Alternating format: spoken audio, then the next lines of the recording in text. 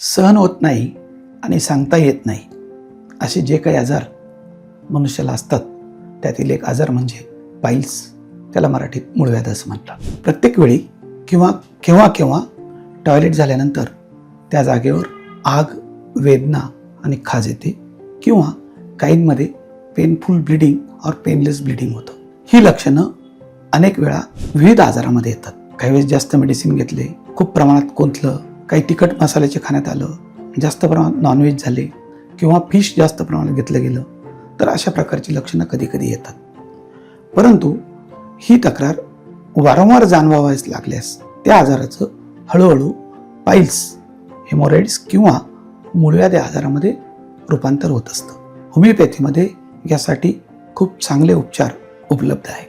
Bleeding होत असल्यास, bleeding होत नसल्यास, फक्त वेदना होतात, कोंब आलेले असल्यास त्या जागेवर किंवा खूप ठणक, खाज येत असल्यास प्रत्येक वेळी असलेल्या लक्षणानुसार औषधं बदलत जातात. अनेक रुग्णांना वारंवार टॉयलेटला जावं लागतं, यातूनही मूळव्याध निर्माण होतो. ज्याप्रमाणे स्पाईन प्रॉब्लेममध्ये पोश्चर हा एक खूप महत्त्वाचा घटक येतो, त्याचप्रमाणे पाईल्समध्ये कुंतनं म्हणजेच स्ट्रेनिंग हा आजार वाढवण्यासाठी मुख्य कारणीभूत ठरत असतो. होमिओपॅथीमध्ये याचं एकच चुनूक मी तुम्हाला देईल, जर कडक टॉयलेटला झाली आणि त्यानंतर जर रक्त जात असेल तर त्यासाठी लॅमियम अल्ब हे अतिशय सुंदर मेडिसिन उपलब्ध आहे.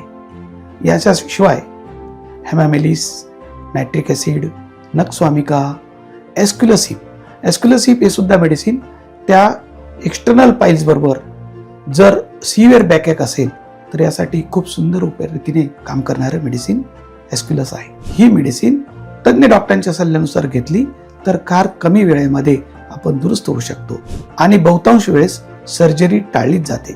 फक्त काही अपरिहार्य कारणास्तव सर्जरीचा सल्ला होमिओपॅथिक डॉक्टर देत असतो. पाईल्सचे अनेक प्रकार येतात, परंतु या सर्वांवर होमिओपॅथीमध्ये अतिशय चांगली परिणामकारक औषधं उपलब्ध आहेत. आपणास किंवा आपल्या कुटुंबामध्ये, मित्रपरिवारामध्ये अशी तक्रार ज्यांना असेल त्यांच्यासाठी एक चांगल्या होमिओपॅथिक डॉक्टरचा सल्ला घेणं अत्यंत महत्त्वाचं आहे.